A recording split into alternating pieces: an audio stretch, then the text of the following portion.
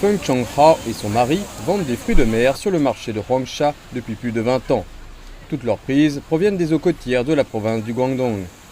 Selon les estimations, il faudra des mois avant que les eaux usées de Fukushima n'atteignent les côtes chinoises. Les experts internationaux ont indiqué que l'impact sur l'environnement serait négligeable.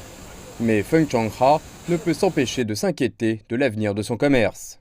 Nous achetons directement aux bateaux de pêche, donc nous les connaissons bien. Beaucoup d'entre eux pêchent depuis des générations. L'océan est leur gagne-pain. Comment survivront-ils si l'océan est pollué? Ils ne peuvent pas simplement changer de carrière. Que feront-ils?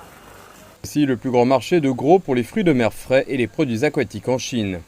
Les coquilles Saint-Jacques faisaient partie d'une petite partie des marchandises importées du Japon. Le jour de l'entrée en vigueur de l'interdiction d'importation, les opérateurs du marché ont procédé à des recherches et ont demandé aux vendeurs de ne pas augmenter les prix par crainte d'une rupture d'approvisionnement. J'aurais trop peur de manger des fruits de mer maintenant. Il faudra attendre quelques années pour voir si les poissons vont muter. Je suis ici pour me régaler et régaler mes enfants avant qu'il ne soit trop tard. À Guangzhou, les restaurants japonais ont déjà réagi. Cette chaîne de sushi affirme avoir investi depuis longtemps dans l'approvisionnement international, en particulier depuis la Norvège et le continent américain.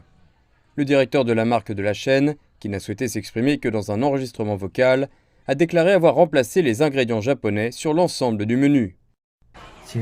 Lorsque le Japon a annoncé son plan de rejet en mars, nous avions déjà cessé d'importer du pays. En août, aucun de nos points de vente n'utilisait d'ingrédients japonais. Cela concerne les produits aquatiques, la viande et même les sauces. L'approvisionnement à l'échelle mondiale entraîne une augmentation des coûts, mais Genki Sushi a promis de faire de son mieux pour ne pas les répercuter sur les clients. L'interdiction des importations semble avoir suscité un intérêt pour les exploitations agricoles nationales. Les actions de plusieurs entreprises aquatiques ont ainsi bondi à la suite de l'annonce de jeudi. Mais avec le début des rejets de Fukushima, certains amateurs de sashimi se résignent à l'idée que leur nourriture ne sera peut-être plus jamais la même. Même si vous évitez les radiations des fruits de mer, vous ne pouvez pas les éviter pour tout le reste. Le monde entier finira par être touché. Mais nous devons quand même nous nourrir.